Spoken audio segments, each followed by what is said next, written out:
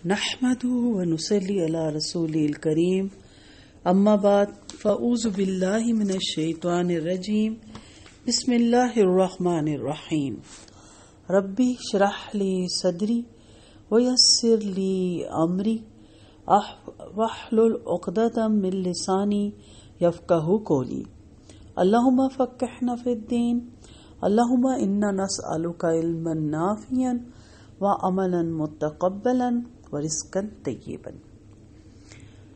میری منزل کیا ہے؟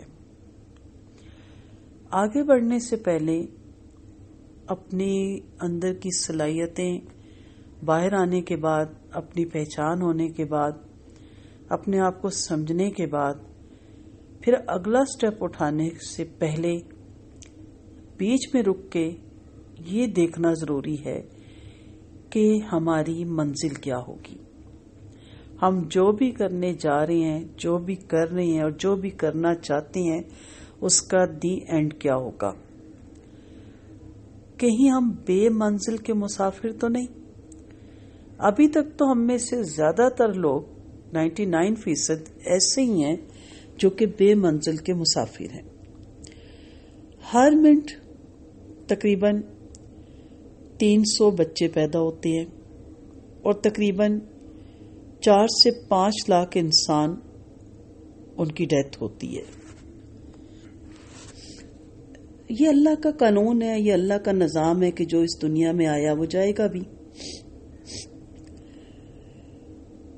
اتنے تعداد میں لوگ دنیا سے روز چلے جاتے ہیں، ایک دن ہم بھی ان میں شامل ہوں گے یقیناً۔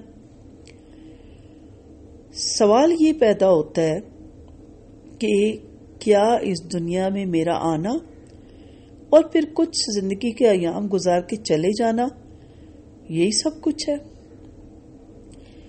کیا یہ نظام کائنات یوں ہی بنا دیا گیا؟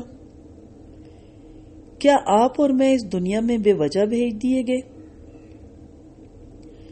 اور میرے آنے سے اگر کسی کو فرق نہیں پڑ رہا تو میرے جانے سے بھی نہیں پڑے گا؟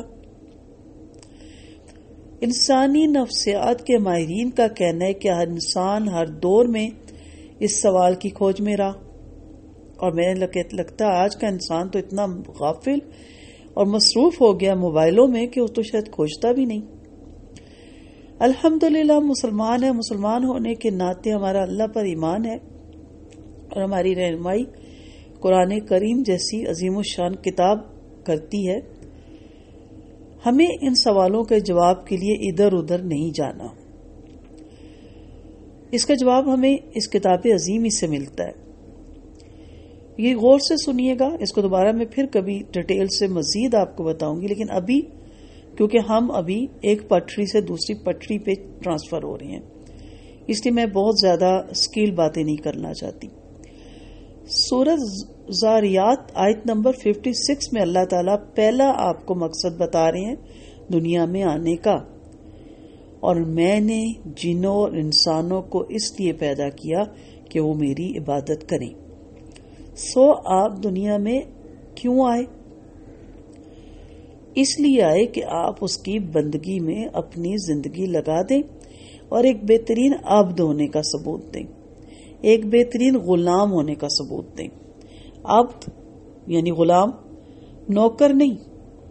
نوکر بھی ایک مالک بدلتا رہتا ہے، جاب چھوڑ دیتا ہے، ڈیمانڈ کر دیتا ہے زیادہ پے کی، جس کام کے لیے رکھا وہی کرتا ہے، دوسرا اس کی ذمہ داری نہیں ہے، دوسرا کروانا ہے تو الگ سے پے مقرر کرنی ہوگی۔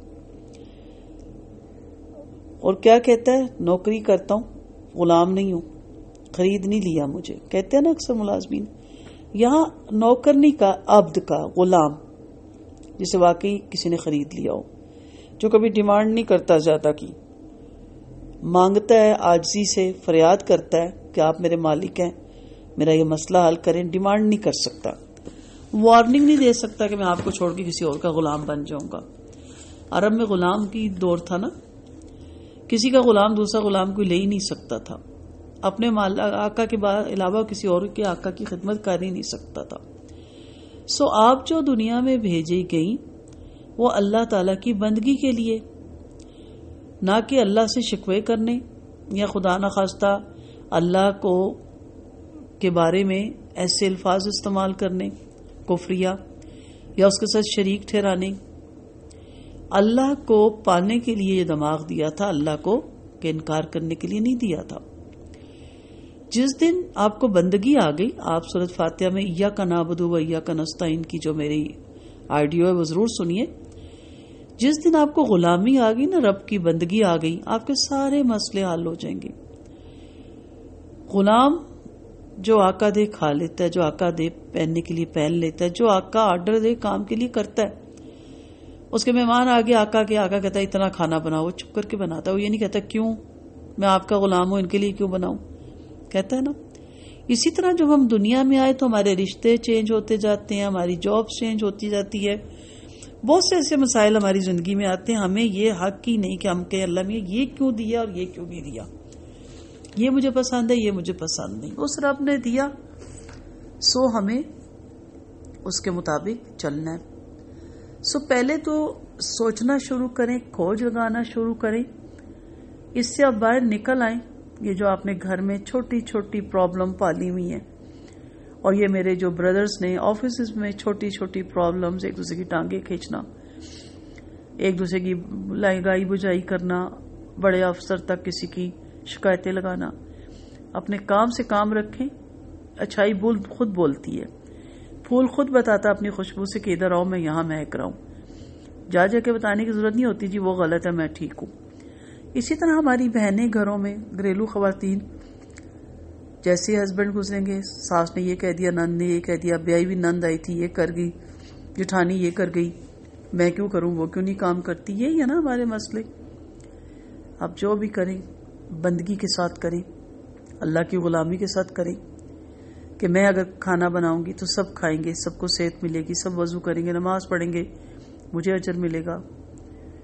آگے بڑھ کے کام کریں, بندگی کریں. کس کے پیچھے ریزن کیا ہو, اللہ نے مجھے دیا نا یہ سسرال, یہ شوہر, یہ ماحول, عاجزی کے ساتھ اس چیز کو گزاریں. پھر آگے دیکھیں گے گول کیا ہم نے کرنا ہے. ابھی تو پہلا گول تو پاس سمجھے نا کیا ہے. انسانی زندگی کے مقصد کو قرآن مجید میں سورۃ ملک میں آیت نمبر 2 میں اللہ تعالیٰ فرماتے ہیں اسی نے زندگی اور موت کی تخلیق کی تاکہ وہ تمہاری آزمائش کرے کہ تم میں سے کون اچھے عمل کرتا ہے, اور وہ اللہ زبردست اور بخشنے والا ہے. رات کو پڑھ کے سونے سے موت کے بعد قبر کے عذاب سے نجات ملتی ہے, صرف پڑھ کے سونے سے نہیں, عمل کرنے سے بھی. ترجمہ آتا ہو تو آپ سوتے وقت ایک دفعہ ضرور سوچیں گے کہ میں کون سے اچھے عمل کر کے آئی. زیادہ نہیں کہا, کثیر عمل نہیں کہا, اچھے عمل کا. تھوڑے کیے لیکن بہترین عمل کیے. ہر کام میں اس کا آسن پہلو نکالنا ہے. کوکنگ کی پٹخ کے برتن منہ بنا کے, منہ پھلا کے بنا دی, اگلوں نے کھا بھی لی. اب آپ جو کچن میں پیر پٹکتی رہی اور برتن پٹکتی رہی, وہ کس نے دیکھا؟ پھر جتلا بھی دیا میں ہی بناؤں. یہ ہماری عورتوں کا سارا دن یہی رہتا نا, رونا. یہ اچھا عمل نہیں ہے. عمل کو خوشی سے, خوش دلی سے, ماتھے میں شکن ڈالے بغیر بہترین طریقے سے کرنے کا نام آسن ہے. یہ کول میں نے پہلے بھی کوٹ کیا تھا, میرا فیورٹ کوٹ ہے. میرا کام میری عبادت ہے اور میں اپنی عبادت کا صلہ مانگ کر اسے کھوٹا نہیں کرنا چاہتا. صلہ کیوں بھائی؟ عبادت کا صلہ نہیں مانگا کرتے. ہر کام عبادت ہے, ہر کام بندگی ہے, ہر کام غلامی کے زمرے میں آتا ہے, ہر کام اللہ کے حکم کے تابع ہے. اسی کے حکم سے ہم نکاح کرتے ہیں, اسی کے حکم ہوتا ہے تو ہماری اولادیں ہوتی ہیں, اسی کے حکم سے یہ سب چل رہا ہے نا نظام. جدھر وہ موڑے مڑتے چلے جائیں, جو وہ کہے وہ کہتے چلے جائیں. سورۃ الکاف میں بھی ہے, جو چیز زمین پر ہے ہم نے اسے زمین کے لیے آرائش بنا دیا تاکہ لوگوں کی آزمائش کریں کہ ان میں سے کون اچھے عمل کرنے والا ہے.